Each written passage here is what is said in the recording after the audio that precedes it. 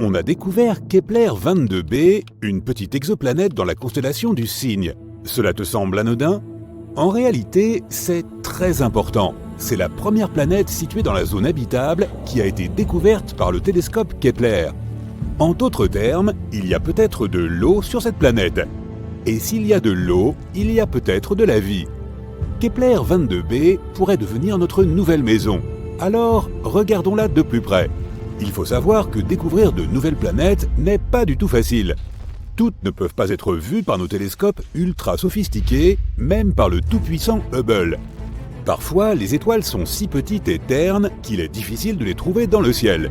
C'est le cas avec Kepler 22. Les scientifiques ont dû utiliser une méthode spéciale. D'abord, ils prennent un tas de photos de l'étoile à différents moments. Puis, ils observent et se demandent s'il y a des points sombres sur cette étoile quelque part. S'ils en trouvent un, cela signifie qu'il pourrait s'agir d'une planète. Ces photos nous aident à découvrir des choses très importantes.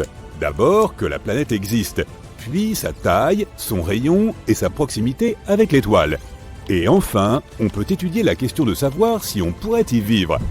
On sait désormais que Kepler 22b est très similaire à notre planète et pourrait potentiellement devenir une seconde Terre. Elle est également très proche de nous, à seulement 635 années-lumière. Certes, ça fait environ 3 quadrillions de kilomètres, mais c'est l'une des options les plus proches. Kepler 22, l'étoile de Kepler 22b, est une naine jaune. Elle est très similaire à notre Soleil. Même taille, même rayon, même son âge est presque identique, 4 milliards d'années. La différence ne réside que dans sa luminosité. Elle est environ 20% plus terne que le Soleil.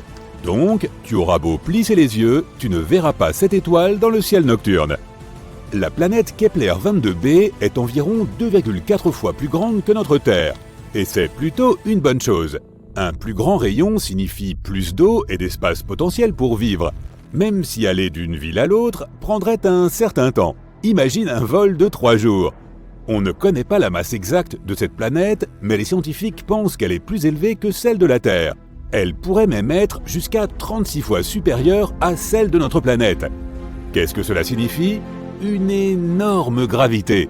Si la planète est 36 fois plus lourde que la Terre, alors la gravité y sera environ 6 fois plus forte. Tu arrives à peine à porter un sac de 10 kg de pommes de terre, alors essaie un sac de 50 kg. Sans compter que tu peux toi-même devenir beaucoup plus lourd sur cette planète. Tu devras être incroyablement musclé rien que pour marcher là-bas et aller au travail. Le pire, c'est qu'avec une telle gravité, il serait incroyablement difficile pour les plantes d'y survivre. Elles ont besoin d'au moins un peu de liberté pour s'élever du sol.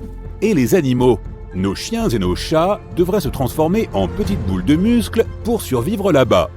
Mais si cette planète a déjà ses propres animaux ou d'autres habitants, nous pouvons grossièrement imaginer à quoi ils pourraient ressembler. Ils ont probablement beaucoup de jambes pour faciliter leur déplacement. Ils ne sont pas vraiment grands, mais trapus et extrêmement forts. Des sortes d'araignées géantes très musclées donc. La bonne nouvelle, c'est que toutes ces informations ne sont pas confirmées. Si nous avons beaucoup de chance et que la gravité là-bas s'avère être juste un peu plus élevée que celle de la Terre, alors bien sûr, il sera beaucoup plus facile d'y vivre. On sait aussi que Kepler 22b est environ 15% plus proche de son étoile que nous ne le sommes du Soleil. Si Kepler 22b existait dans notre système solaire, elle serait située quelque part entre la Terre et Vénus. Cela signifie-t-il que nous allons tous brûler? Non. Comme dit précédemment, l'étoile Kepler 22 est plutôt froide, à peine 5600 degrés Celsius. C'est pourquoi nous pouvons supposer que les températures sur Kepler 22b sont à peu près les mêmes que celles que nous avons sur Terre. En tout cas, si la planète tourne autour de son étoile de la même façon que la Terre tourne autour du Soleil, ce que nous ne savons pas vraiment. Kepler 22b peut tourner autour de son étoile sur le côté, comme par exemple Uranus. Quoi, tu ne savais pas qu'Uranus est couché sur le côté? Et qu'elle avait aussi des anneaux? Oui, Uranus a aussi des anneaux, comme Saturne, mais ils sont verticaux. L'univers est vraiment un endroit fascinant. Bref, si Kepler 22b est similaire, alors son climat ne sera pas très hospitalier, pour le dire gentiment. Des hivers incroyablement froids seront suivis d'étés bouillants. Et comme pour les planètes en rotation synchrone, on ne pourrait vivre plus ou moins confortablement que sur l'étroite bande de terre située entre les deux hémisphères extrêmes. Espérons que ce ne sera pas le cas et que la planète tourne normalement. Mais tout n'est pas si mal. Des études montrent qu'il y a peut-être un océan sur Kepler 22b. Tu sais déjà que l'eau est synonyme de vie. Mais dans ce cas, c'est aussi un gros avantage, car une planète couverte par un océan a toujours des températures plus stables. L'eau absorbe une partie de la chaleur et la répartit uniformément sur la planète. Les parties chaudes se refroidissent et les parties glacées se réchauffent. D'ailleurs, c'est exactement ce qui est arrivé à la Terre il y a des milliards d'années. Lorsque notre planète a commencé à avoir ses premières petites flaques d'eau, notre Lune bien-aimée a aidé ces flaques d'eau à se répandre sur toute la planète. Grâce à cela, le rocher incandescent qu'était notre Terre s'est transformé en une mignonne petite boule pleine de vie. Donc, si Kepler 22b a de l'eau mais pas d'atmosphère, les scientifiques pensent que la température moyenne là-bas pourrait être d'environ -11°C. Mais s'il y a aussi une atmosphère semblable à celle de la Terre, alors la température peut atteindre 22°C, ce qui serait idéal. Et enfin, une année là-bas équivaut à 290 jours terrestres, soit environ 9 mois. La planète n'a pas de satellite naturel, donc il faudrait malheureusement se passer de cette belle vue de la Lune. Mais la bonne nouvelle, c'est que nous serions probablement capables de voir le Soleil comme une petite étoile lointaine. Nous pourrions l'admirer dans ce ciel nocturne en faisant quand même attention à ces araignées géantes. C'est tout ce que l'on sait pour le moment. Malheureusement, il est assez difficile d'explorer de telles planètes, de sorte qu'il y a encore beaucoup de données très importantes que nous ne connaissons pas. Par exemple, quel genre de planète est-ce ? Oui, il nous manque les informations les plus cruciales sur Kepler 22b. Nous ne savons pas si c'est une planète tellurique ou non. Et si ce n'est pas le cas, alors toutes les informations mentionnées précédemment ne servent à rien. Il se peut qu'il s'agisse d'une planète gazeuse, ou une planète couverte de gaz avec un noyau solide comme Neptune, ou un monde aquatique recouvert d'un océan géant. Il vaudrait mieux que ce soit une planète aquatique. Au moins, on pourrait y construire une sorte de ville sous-marine. On pourrait filtrer l'eau et manger du poisson, jusqu'à ce qu'on évolue vers une espèce amphibie. Est-ce que ce serait considéré comme une évolution si on retournait à nos origines ? Quoi qu'il en soit, les scientifiques pensent que Kepler 22b pourrait s'avérer être une planète semblable à Neptune. Certains astronomes ont même rangé la planète dans la catégorie des mini-Neptunes. Oui, c'est une vraie catégorie de planètes. Mais cela n'a pas encore été prouvé. Et même si Kepler 22b s'avère être une planète tellurique, on ne sait toujours pas à quoi ressemble l'atmosphère là-bas. Ou même s'il y en a une. Et si elle s'avérait être comme celle de Vénus, elle serait extrêmement toxique. Il faudrait alors creuser profondément sous terre pour survivre d'une manière ou d'une autre sur cette planète. Et il faudrait aussi trouver une source de chaleur, car il fait plutôt froid sous terre. Il existe de nombreuses possibilités avec Kepler 22b. Jusqu'à présent, nous n'avons pas de réponse claire. Mais espérons que les scientifiques les trouveront avant qu'on fasse embarquer les premières personnes dans des navettes et qu'on les envoie à la conquête de Kepler 22b. Ce serait gênant si elle s'avérait être une planète gazeuse ou à l'atmosphère ultra toxique. À ce jour, la seule vie dont nous soyons certains de l'existence, dans l'univers tout entier, se trouve sur la planète Terre. Que cette vie soit intelligente est, disons, discutable. Quoi qu'il en soit, il n'est pas surprenant que nous recherchions inlassablement la vie sur d'autres planètes. Jusqu'à présent, on en a découvert plus de 4000. Mais ce qui est plus impressionnant encore, c'est que la NASA a compilé une nouvelle liste de 24 planètes qui ne sont pas seulement semblables à la Terre, elles seraient meilleures que notre planète natale. Les conditions y sont si bonnes qu'elles seraient plus confortables que chez nous. Examinons quelques-unes d'entre elles. KOI 5715.01. Cette merveilleuse planète se trouve dans la constellation du Cygne. Et pourquoi est-elle si merveilleuse ? Eh bien, notre Soleil est une naine jaune. Or, même s'il n'est pas si mauvais pour entretenir la vie, certaines étoiles le font mieux. La planète KOI 5715.01 est en orbite près d'une naine orange.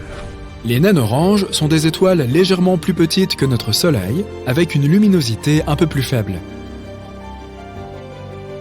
Cela ne veut pas dire que nous allons vivre dans une obscurité totale. En fait, si la planète se trouve plus près du Soleil et qu'elle a une atmosphère plus épaisse, elle pourrait même être plus claire et plus colorée que la Terre. Notre Soleil a une espérance de vie très courte. Actuellement, il ne lui reste plus que 7 à 8 milliards d'années à vivre, soit un peu plus que l'âge de la Terre. Les naines oranges, quant à elles, peuvent vivre 45 à 70 milliards d'années. Donc, non seulement nous pourrons traîner plus longtemps sur cette planète, mais les planètes autour de ces étoiles ont plus de temps pour développer la vie. Dans l'idéal, il faudrait trouver une planète à côté d'une naine orange et âgée d'environ 7 milliards d'années. Il est très probable qu'il y ait au moins quelques organismes là-bas. KOI 5715.01 a environ 5,5 milliards d'années. Certes, elle ne semble peut-être pas assez mature, mais ce n'est pas si grave. Notre Terre est 1 milliard d'années plus jeune, et ça ne nous a pas arrêtés. La planète est assez proche de son étoile et se trouve dans une zone habitable. Une année là-bas dure 190 jours. Imagine que tu ailles encore à l'école primaire et que tu aies déjà ton permis de conduire. Elle est presque 2 fois plus grande que la Terre. La température y est de 11 degrés, ce qui est légèrement inférieur à la nôtre, 14 degrés. Mais il fait probablement plus chaud là-bas, car la forte gravité l'aide à conserver plus longtemps la chaleur dans son atmosphère. Le problème, c'est qu'elle est un peu loin, à 3000 années-lumière de la Terre précisément, ce qui fait environ 29 milliards de kilomètres. Donc, n'oublie pas ton pique-nique. Maintenant, la planète KOI 3010.01 se trouve à côté de l'étoile KOI 2010. Et elle semble être un monde bien agréable. La température moyenne sur cette planète est de 19 degrés. Elle est donc un peu plus chaude que la nôtre. Mais c'est une bonne chose. Les scientifiques pensent que sur une planète parfaite, la température devrait être d'environ 5 degrés plus chaude que sur Terre. Plus il y a de chaleur sur la planète, plus il est confortable d'y vivre. Et aussi, plus les chances de développer la vie sont élevées. Le rayon de cette planète est presque 1,5 fois plus grand que celui de la Terre. Il y a une certaine atmosphère, bien que nous ne soyons pas encore sûrs de sa composition, mais elle est probablement similaire à celle de la Terre. Les scientifiques pensent que nous y trouverons un océan et qu'il peut couvrir jusqu'à 60% de la surface. Or, dans un monde parfait, l'eau et la terre devraient être réparties de façon plus égale que sur notre planète. Un peu plus de terre signifie un peu plus de territoire et de ressources. Cette planète est en fait très similaire à la Terre. La ressemblance est si frappante que les scientifiques pensent que nous avons 84% de chances d'y trouver de la vie. Bien sûr, pas forcément une forme de vie intelligente, mais au moins quelques animaux. Génial, non? À quoi penses-tu qu'il pourrait ressembler? Une planète très semblable à la Terre, mais avec une gravité plus forte. Si un animal y vit, il est probablement trapu avec de petites pattes très puissantes, ce qui est à la fois adorable et effrayant. Mais nous ne pourrons pas découvrir la vérité de sitôt. Jusqu'à présent, pour nous, ces planètes sont des points microscopiques dans l'espace. Nous n'avons que quelques données ennuyeuses à leur sujet, et nous ne savons pas à quoi elles ressemblent. Nous devrons attendre de trouver un moyen de nous rapprocher de ces planètes. Kepler 186f est aussi l'une des candidates les plus sérieuses pour abriter la vie. Cette planète plutôt mignonne a été surnommée la cousine de la Terre, car elle lui ressemble fortement. Ces deux planètes sont en effet comme des sœurs, mais pas vraiment jumelles. Kepler 186f tourne autour d'une naine rouge. Les naines rouges sont des étoiles encore plus ternes et plus petites que les naines oranges.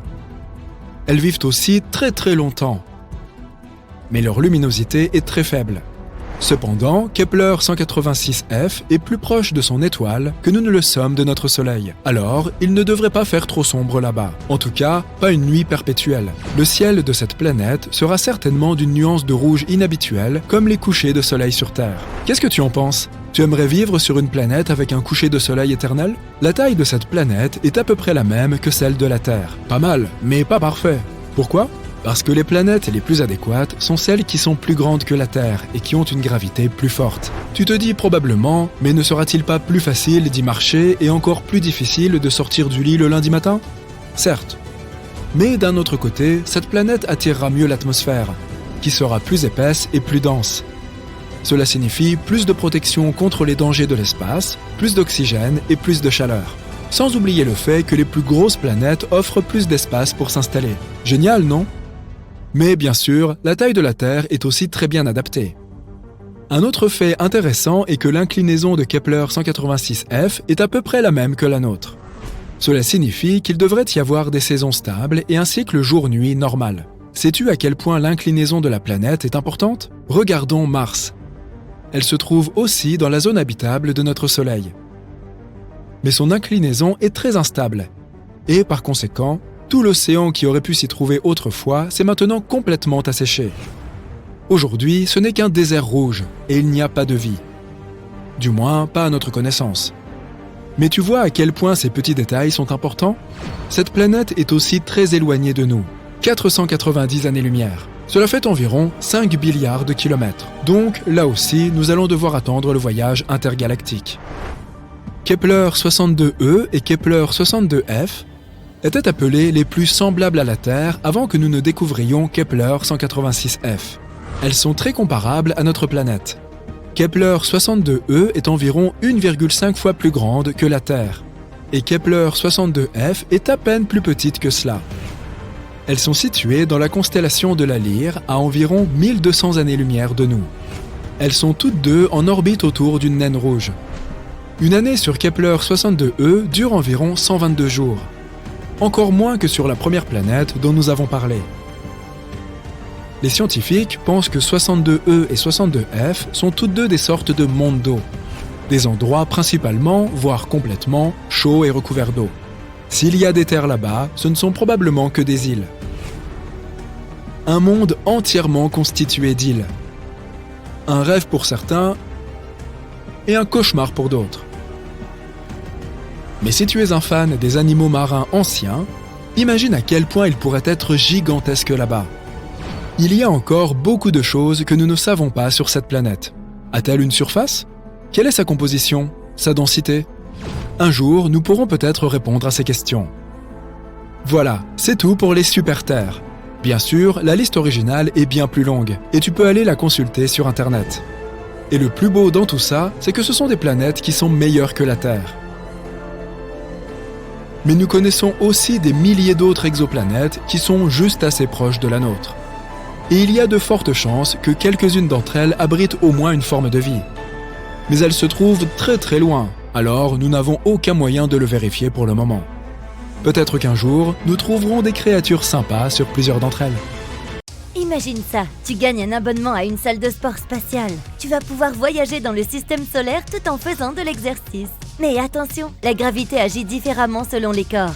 Alors découvrons si tu peux devenir plus fort ailleurs ou si tu dois continuer à t'entraîner sur Terre. Ton vaisseau spatial s'approche de la planète naine Pluton. Il fait de plus en plus froid à chaque seconde. Pas étonnant, le Soleil est à plus de 6 milliards de kilomètres. Tu dois être content d'avoir apporté ta combinaison thermique, non? Pour quitter le vaisseau spatial, les terrains auront besoin de l'aide d'une machine à gravité, car la gravité sur Pluton est à peine un 15e de celle de la Terre. La gravité est la force qui nous attire vers le sol. Plus la masse d'un corps spatial est faible, plus sa gravité est faible. Donc sur Pluton, tu ne peux faire aucun sport qui implique de courir. Si tu le faisais, tu t'envolerais très probablement. Mais tu peux essayer de soulever des éléphants. Après tout, tu ne peux pas le faire sur Terre. Sur Pluton, soulever un éléphant de 900 kg revient à soulever 54 kg. Le prochain arrêt est Neptune. Elle est 30 fois plus éloignée du Soleil que la Terre.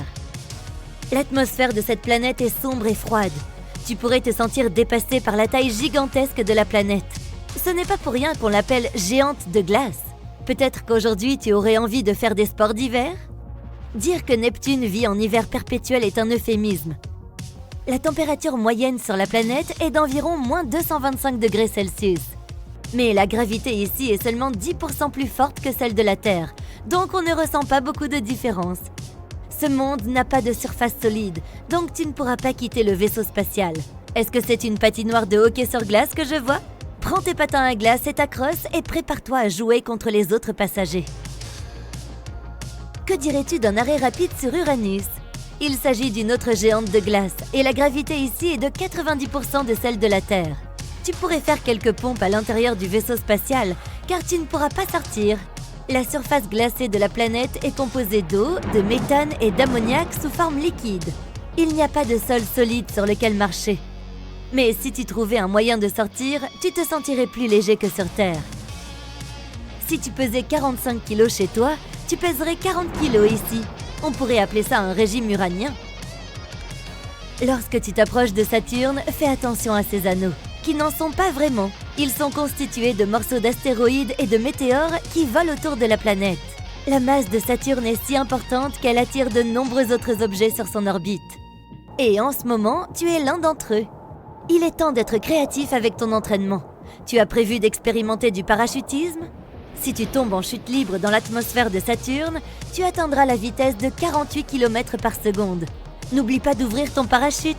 En y réfléchissant bien, tu ne pourras de toute façon pas toucher le sol. La surface de Saturne est du gaz pur. Petite anecdote amusante, à une époque, Saturne a empêché la formation de la 10e planète du système solaire. Les débris de la planète, qui constituent aujourd'hui en partie les anneaux de Saturne, auraient pu se fondre pour former une planète. Mais ils ont été attirés dans l'orbite de Saturne à la place. Tu t'approches d'Europe, une des lunes de Jupiter. La gravité ici est si faible que tu te sens en apesanteur. Disons qu'il y a un mur d'escalade là-bas. Que dirais-tu d'essayer ? Normalement, ce sport demande beaucoup de force physique. Mais ici, tu n'auras à porter que 13% de ton poids. Ton ascension vers le sommet sera facile dans ces conditions. En entrant dans l'atmosphère de Jupiter, tu auras l'impression d'être à l'intérieur d'un nuage. Tu vois cette tache rouge dans le coin en bas à gauche ? C'est une tempête de 2 fois la taille de la Terre qui fait rage depuis des centaines d'années. Pour s'amuser un peu, pourquoi ne pas faire quelques sauts à l'élastique ? Je vais compter jusqu'à 100. Prêt ? Partez ! La gravité ici est très forte. Elle est 2,5 fois plus puissante que la gravité sur Terre. Donc tu seras probablement épuisé au bout de 30 secondes. Dommage. Oh oh, à l'attention des passagers du vaisseau. Veuillez attacher vos ceintures, vous pourriez subir de fortes turbulences. Pour aller de Jupiter à Mars, il faudra traverser une ceinture d'astéroïdes. Au cas où tu aurais peur que ton vaisseau se heurte à quelque chose, détends-toi. Il y a une distance de 480 000 km entre les astéroïdes. Arrêtons-nous sur Cérès, la seule planète naine de la ceinture d'astéroïdes. Ici, la gravité te fera sentir très fort. Que dirais-tu de t'entraîner au lancer de troncs d'arbres ? Les cabers sont de lourdes bûches qui peuvent mesurer jusqu'à 6 mètres de long. Le but est de les lancer le plus loin possible. Ici, une perche de 80 kg semble en peser 2, soit environ le poids d'un melon. Prêt pour le concours de lancer de troncs d'arbres sur Cérès ? Wouhou ! Enfin, Mars. Tu te souviens des appuis sur les mains que tu as toujours voulu essayer ? Voici l'endroit où les faire. La gravité de Mars est environ 2,5 fois plus faible que celle de la Terre, ce qui signifie que tu pourras probablement soulever le poids de ton propre corps sans aucune difficulté. Comme les gens veulent terraformer Mars, ouvrir une salle de sport ici n'est pas une mauvaise idée, n'est-ce pas ? À tous les passagers et membres d'équipage, nous commençons notre descente vers Phobos. C'est une des lunes de Mars. La gravité ici est incroyablement faible. Si tu as toujours rêvé d'avoir une force surhumaine, c'est l'endroit idéal pour toi. Tu peux t'entraîner ici en faisant par exemple de la gymnastique artistique. Commence par faire la roue, puis passe à des figures exécutées en l'air. Sur Phobos, tu pourras faire des triples sauts périaux-arrière en un rien de temps. Ah, regarde! La Terre est sur le point d'apparaître à l'horizon. D'ici, elle est majestueuse. Mais nous n'allons pas nous arrêter là. Au lieu de cela, nous allons visiter la sœur de la Terre, Vénus. Elle a presque la même masse que la Terre, ce qui signifie qu'elles ont une gravité similaire. Les terriens ne peuvent pas survivre sur la surface de Vénus à cause de la grande quantité d'ammoniac dans son atmosphère. Mais imaginons que tu puisses pratiquer du sport en plein air ici. Tu as envie d'essayer le bubble foot ? Pour cela, il faut se couvrir avec un énorme ballon et se heurter sans cesse aux autres joueurs. Les gens jouent à ce jeu sur Terre. Sur Vénus, avec sa gravité légèrement plus faible, ça pourrait être un peu plus facile. Mais quand même, tu dois prendre en compte que tu auras une balle de 10 kg comme gilet. Un peu comme un hamster sur Terre, sans compter que ta tenue limitera tes bras et tes jambes. Ce sera un défi, mais ça me semble amusant. On continue. Si tu atterris sur le côté ensoleillé de Mercure, tu connaîtras des températures de 426 degrés Celsius. Si tu te sens fatigué après ta séance d'entraînement dans l'espace, un sauna humide et relaxant te fera le plus grand bien. Tu te sentiras comme une toute nouvelle personne quand tu arriveras sur la planète suivante. Nous allons voler le plus près possible du Soleil pour que tu puisses ressentir sa gravité. La masse du Soleil est énorme. C'est plus de 333 000 fois la masse de la Terre. Et la gravité est extrêmement puissante ici. Tu aurais du mal à soulever un objet aussi léger qu'une bouteille d'eau s'il était possible de marcher sur la surface du Soleil. Trop chaud, tu dis ? Eh bien, j'imagine que c'est beaucoup plus frais si tu reviens la nuit. Haha, je plaisante. Sur le chemin du retour, nous nous arrêterons sur la Lune, le satellite naturel de notre Terre. Marcher sur la surface de la Lune, c'est comme sauter. Tu pourras sauter jusqu'à 10 mètres, alors pourquoi ne pas essayer le parcours? Si tu joues au basket, marquer un point sera très difficile. Mais tu pourras sauter plus haut que le panier et faire un slam dunk spectaculaire. Et pourquoi pas du baseball? Si tu lances la balle vers le haut, tu ne la reverras probablement jamais. Enfin, nous atterrissons sur Terre. Désolé de te décevoir, mais tu ne reviendras pas avec une force surhumaine. Même lorsque tu soulevais un éléphant, la gravité t'aidait beaucoup. Mais ça a été un bon voyage, tu ne trouves pas? Explorant toujours plus loin les vastes étendues de l'univers, les scientifiques ont fait d'incroyables découvertes. Et ils ont aujourd'hui plus de questions que de réponses. D'une super Terre brûlante à un monde en forme de ballon ovale, les exoplanètes, trouvées en 2022, sont vraiment hors du commun. Alors accroche-toi, car l'avenir de ces découvertes s'annonce plus radieux que jamais. Numéro 1. De nouveaux types d'exoplanètes. Les naines rouges représentent plus de 70% de toutes les étoiles. En septembre 2022, des scientifiques ont donc décidé d'examiner de plus près les petits mondes qui gravitent autour d'elles. Et ce qu'ils ont observé est stupéfiant. Un nouveau type d'exoplanète composé à moitié de roche et à moitié d'eau sous forme liquide ou glacée.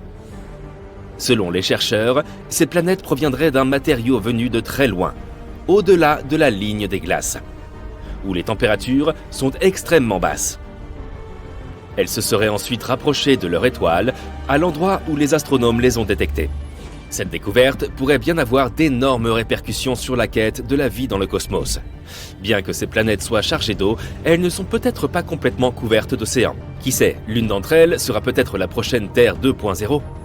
Numéro 2. Un monde de la taille de Jupiter.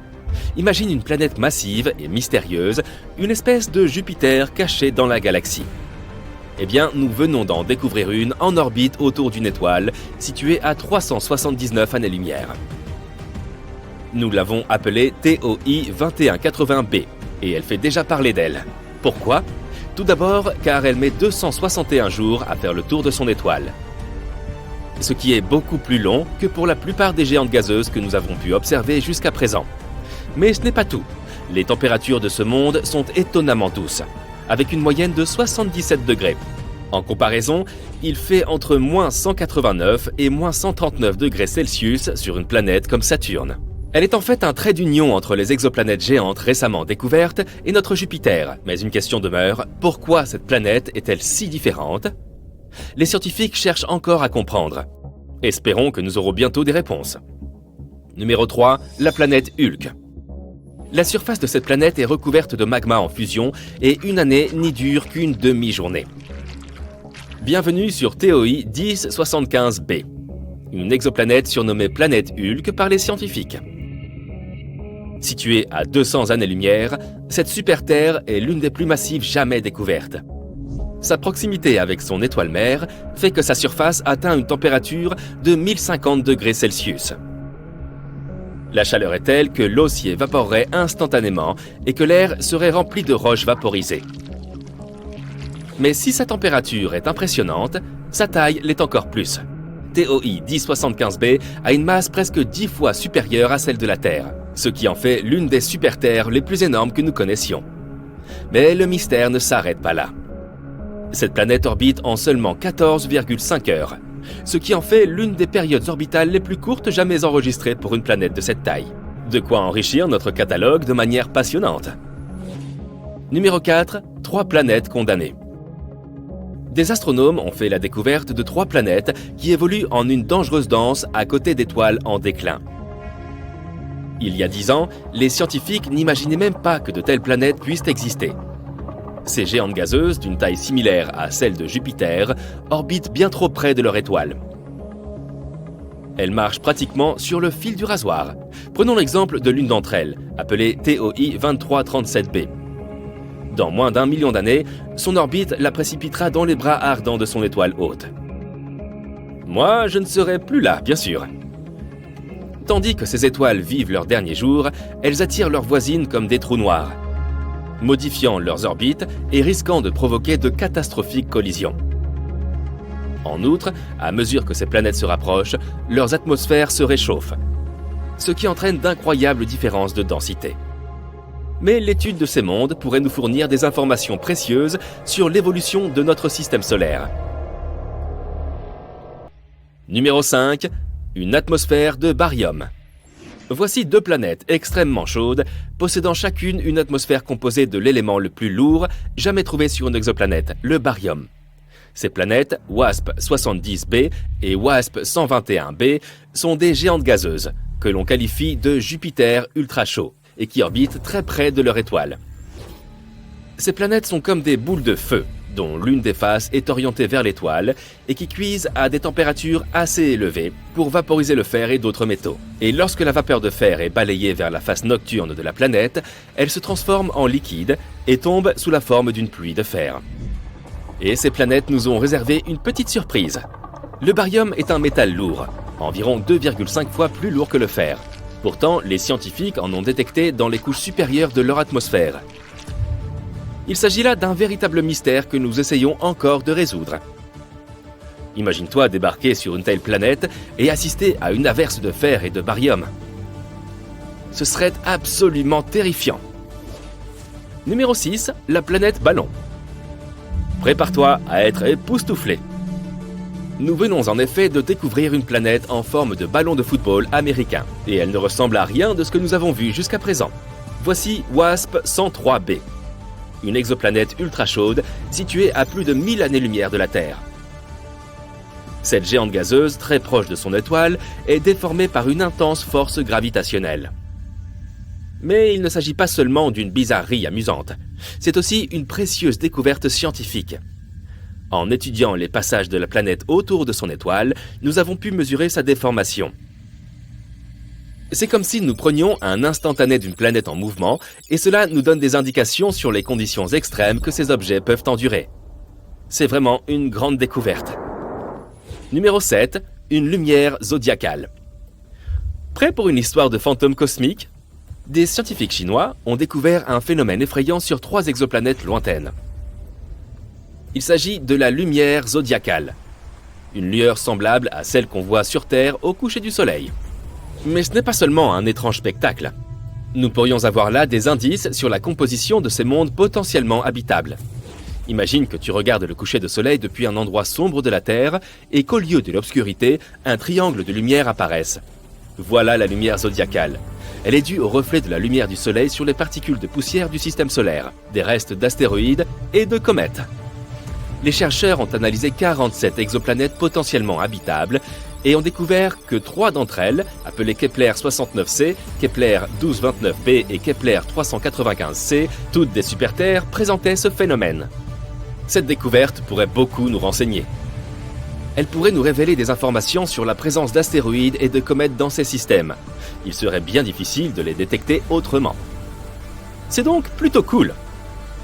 Numéro 8. Une planète avec des nuages de silicate. Voici VHS 1256b. Rien à voir avec les cassettes vidéo. Il s'agit d'un monde étrange et exotique, tout empreint de mystère. Un endroit où les nuages sont faits de sable et où le ciel est toujours rouge. Ce n'est pas de la science-fiction, mais une découverte réelle faite par les brillants cerveaux de la NASA. Cette exoplanète naine brune fait des vagues dans la communauté astronomique. Elle est beaucoup trop massive pour être une planète, près de 20 fois la taille de Jupiter. Mais ce n'est pas tout à fait une étoile non plus. C'est quelque chose d'intermédiaire, une énigme cosmique qui défie toute définition. Mais ce qui est vraiment extraordinaire avec VHS 1256b, c'est son atmosphère. Les scientifiques ont découvert que ce monde étrange est enveloppé d'épais nuages de grains de silicate, semblables à du sable. C'est la première fois que ce type de nuage est détecté sur une exoplanète. Cette découverte ne manquera pas de modifier notre perception de l'univers et des possibilités de vie au-delà de notre propre monde. Et voilà, l'année 2022 a été riche en découvertes incroyables et révolutionnaires en ce qui concerne les exoplanètes. Mais ce n'est qu'un début. Nous ne pouvons qu'imaginer les autres merveilles qui nous attendent à mesure que les scientifiques et les chercheurs continuent d'explorer les vastes étendues de l'espace. Alors, continuons à étudier notre beau ciel. Qui sait quels secrets les étoiles nous réservent encore ? Tu es au beau milieu de l'océan. Il est infini, mais tu ne peux pas le voir parce qu'il y a un épais brouillard tout autour de toi. Des nuages denses cachent un soleil énorme mais terne. Est-ce le jour ou la nuit? Tu ne sais pas. Tout n'est que brume grise autour de toi. Tu es seul. Même si tu essayes de plonger, au bout de plusieurs heures, tu ne verras toujours pas le fond de l'océan. Car tu es sur une planète aquatique. Ça a l'air assez étrange, mais ces mondes d'eau sont plus intéressants qu'il n'y paraît. Alors, jetons-y un coup d'œil. Une planète océan est une planète qui se compose, comme tu l'as sans doute deviné, principalement d'eau, de glace et peut-être de quelques roches. Pense aux océans de la Terre, leur sombre profondeur, la fosse des Mariannes, les créatures mystérieuses. Et maintenant, peux-tu deviner combien d'espace occupe toute l'eau sur Terre par rapport au volume total de notre planète? Seulement 0,025%. Maintenant, essaye d'imaginer un monde composé de 40 à 60% d'eau. Si tu y plonges, la profondeur peut dépasser les 100 km. Comparé à cela, la profondeur de 10 km de notre fosse des Mariannes n'a pas l'air si impressionnante. La pression y sera énorme. Elle peut atteindre jusqu'à 20 000 fois celle de l'atmosphère terrestre. Cela peut sembler effrayant, mais ce serait quand même génial d'en savoir un peu plus sur ces planètes. Heureusement, d'après les calculs des scientifiques, il pourrait y avoir beaucoup de planètes de ce type rien que dans notre galaxie. Pas besoin d'aller bien loin. Tu peux trouver ces mondes d'eau à l'intérieur même de notre système solaire. Ce ne seront pas des planètes, bien sûr, mais des lunes. Jupiter a Ganymède et Callisto, et Saturne a Titan et Encelade.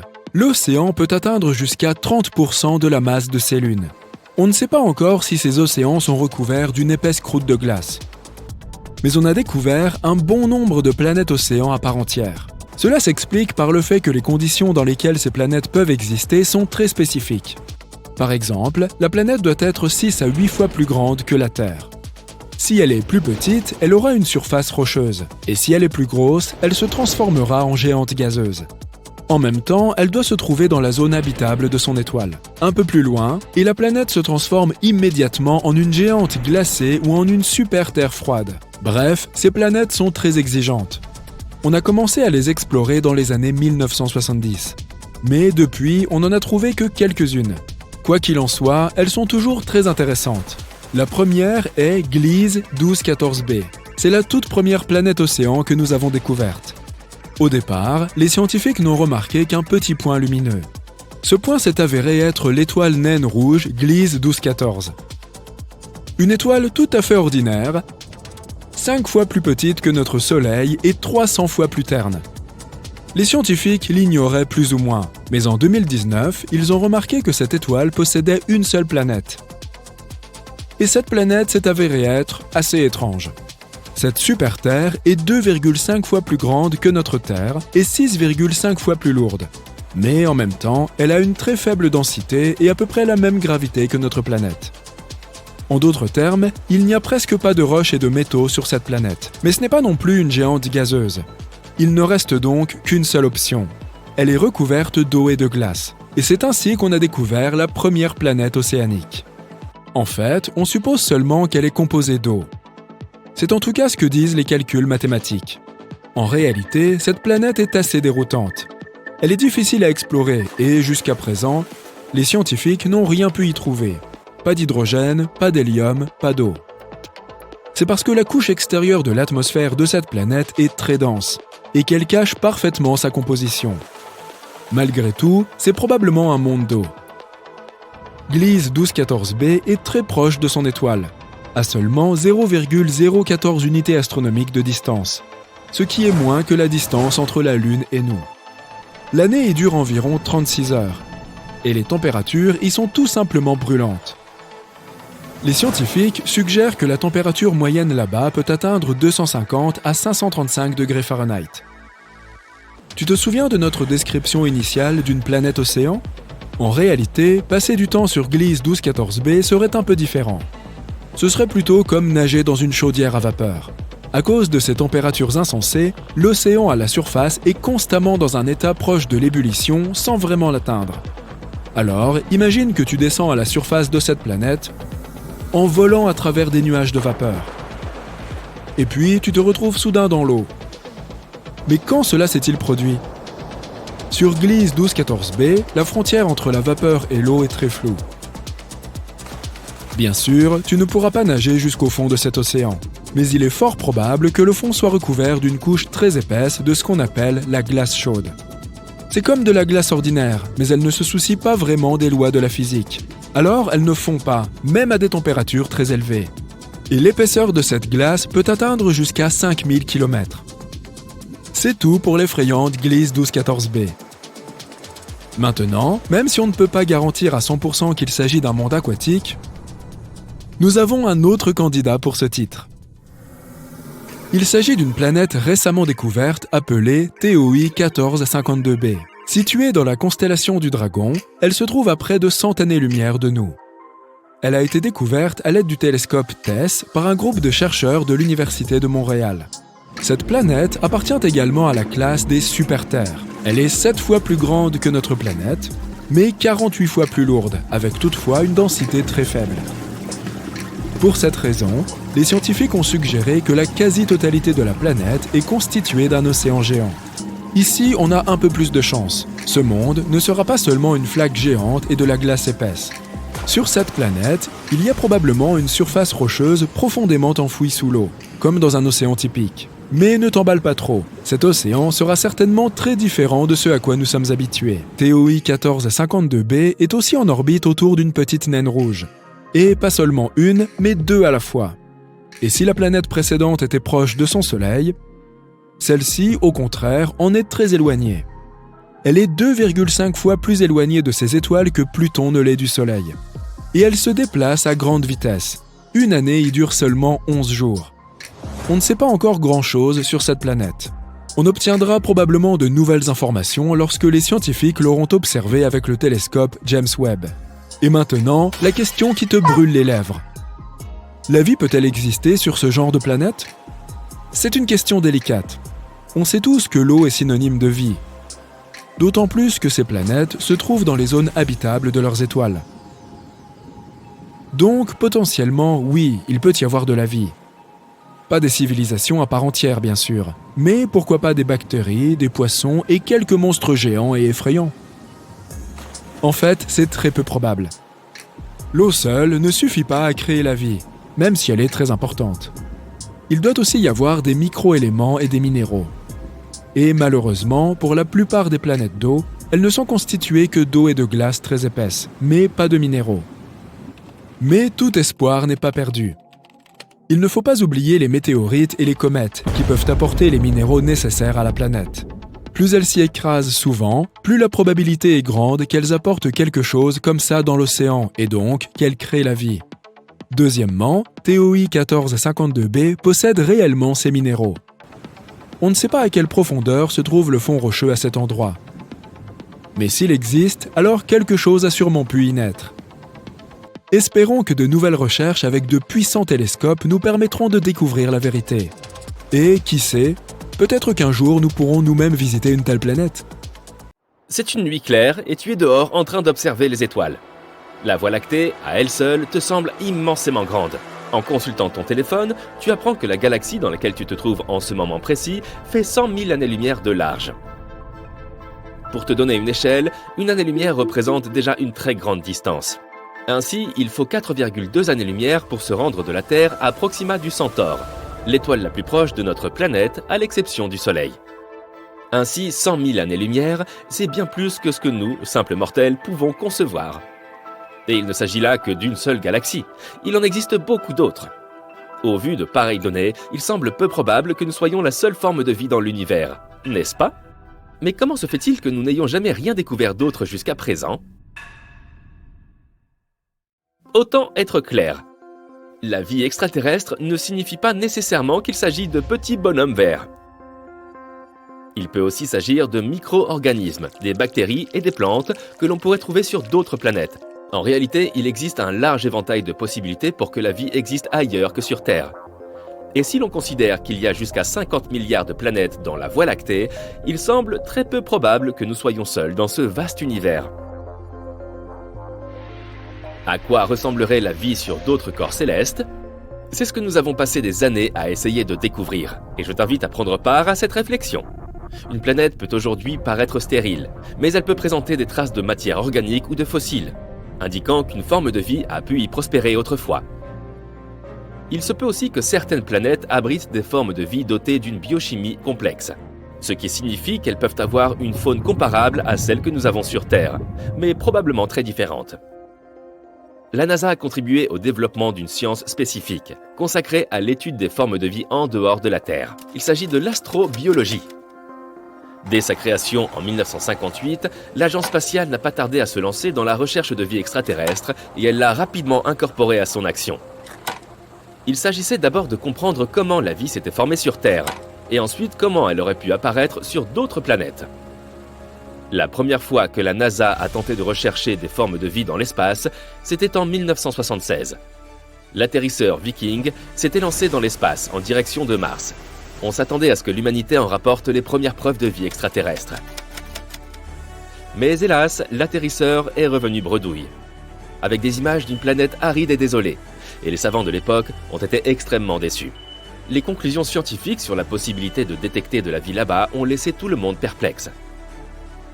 Mais pour trouver, il faut d'abord savoir ce que l'on cherche, n'est-ce pas ? L'échec de la mission Viking a permis d'alimenter les débats entre les chercheurs de la NASA sur la définition même de la vie. Il a également permis d'attirer leur attention sur un petit détail très important.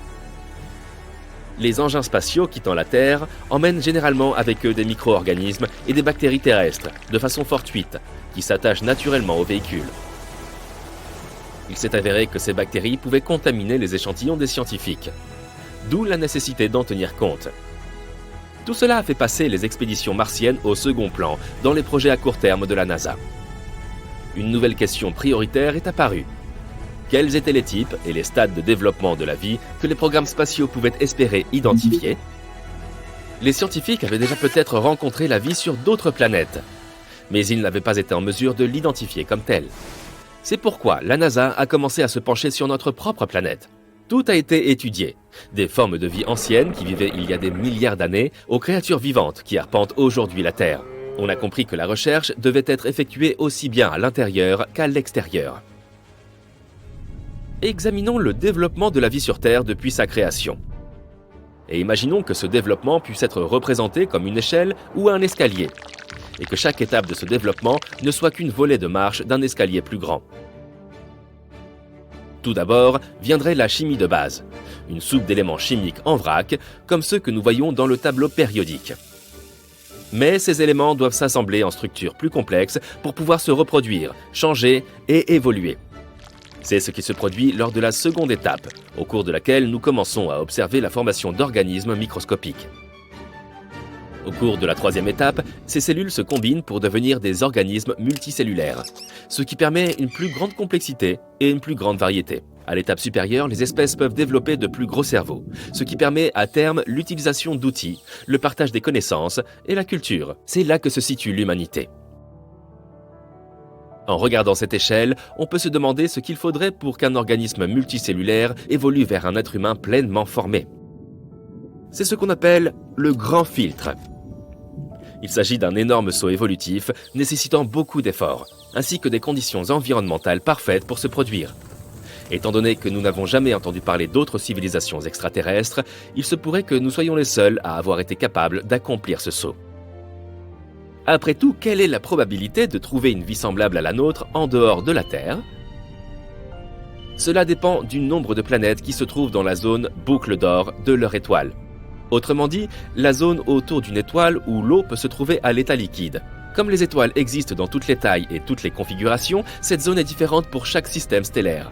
Mais ce n'est pas le seul critère que nous connaissions pour déterminer la présence possible de la vie. Nous recherchons généralement 3 éléments pour la détecter: de l'eau liquide, du méthane et de l'oxygène. L'eau permet aux composants chimiques de se mélanger et de se connecter, formant ainsi des êtres multicellulaires. Le méthane est produit par le processus de décomposition des bactéries et l'oxygène est le sous-produit de la respiration des plantes. Ce sont là quelques-uns des signes révélateurs que le télescope James Webb a été programmé pour rechercher. Ce télescope a plusieurs objectifs ambitieux qui pourraient bien révolutionner les sciences spatiales. Ses principales priorités sont de détecter des formes de vie potentielles en étudiant les petites galaxies en orbite autour de la Voie lactée. Il recherchera également les étoiles les plus anciennes de l'univers afin de recueillir des données sur l'origine de l'univers lui-même. Ce n'est pas une mince affaire. La NASA a mis 2 variables sur ce nouveau télescope. Un examen approfondi des exoplanètes, c'est-à-dire des planètes situées en dehors de notre système solaire. Et la recherche d'extrémophiles, un type de vie qui survit aux environnements les plus extrêmes. Les extrémophiles ont été découverts pour la première fois sur la planète Terre dans les années 1960, au fond de la mer qui borde les îles Galapagos. Les chercheurs ont trouvé des micro-organismes vivant à proximité des cheminées hydrothermales qui jalonnent les fonds marins de cette partie du monde. Il faut beaucoup de résistance pour prospérer dans des endroits comme ceux-ci, où les températures sont extrêmes et dépassent parfois les 370 degrés. Tu imagines une telle chaleur? Cette découverte a marqué un tournant dans le domaine de l'astrobiologie, car les scientifiques ont compris que la vie pouvait se développer dans des conditions extrêmement difficiles, similaires à l'atmosphère présente sur plusieurs exoplanètes. Mais la vie pourrait bien apparaître dans notre propre voisinage si nous sommes assez chanceux. Guidée par le mantra de « chercher l'eau », la NASA lance 2 missions importantes à l'intérieur de notre système solaire, qui pourraient largement contribuer à la recherche de vie extraterrestre. Tu te souviens de Jupiter, n'est-ce pas? C'est la géante gazeuse qui possède la Lune nommée Europe. Il y a quelques années, les scientifiques ont découvert qu'Europe possédait un océan caché sous plusieurs kilomètres de croûte de glace. Et ce n'est pas tout. D'après les recherches, l'eau d'Europe serait salée, tout comme celle de notre planète. Europe est une candidate de taille pour y découvrir la vie. Mais la mission Europa Clipper n'a pas pour but d'essayer de l'identifier. Elle se mettra plutôt en orbite autour de cette lune et recueillera autant d'informations que possible sur ses conditions atmosphériques. L'autre mission à destination d'un satellite est Dragonfly, un octocoptère conçu pour explorer Titan, la lune de Saturne. Son lancement est programmé pour 2027 et la sonde n'arrivera dans l'orbite de Titan que vers 2034. Elle prélèvera des échantillons et examinera une série de sites prometteurs autour de la lune glacée de Saturne. Et qui sait, peut-être trouvera-t-elle de nouvelles informations sur la vie d'E.T. On verra bien, mais je dirais que nous n'avons jamais été aussi proches d'une grande découverte que nous le sommes maintenant.